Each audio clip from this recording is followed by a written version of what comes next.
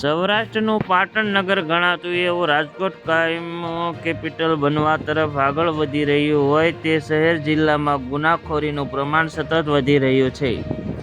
ગુનેગારોને પોલીસનો કોઈ ડર જ ના રહ્યો હોય તેમ ચોરી, લૂંટ, છેડતી, મારામારી અને હત્યા જેવા ગુનાઓને બિંદાસ અંજામ આપી રહ્યા છે.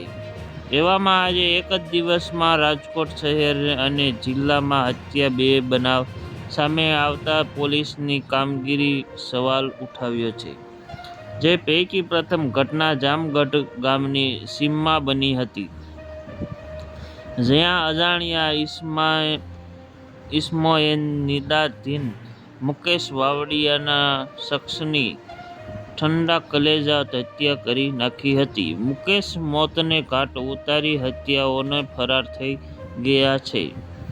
બીજી ઘટના લોઠડામાં બનેલી હત્યા, જ્યાં ગોપાલ સોલંકી નામના યુવક પિતા પુત્ર સહિત કેટલાક ઈસમો દ્વારા અપહરણ કરવામાં આવ્યું હતું, જે બાદ ગોપાલને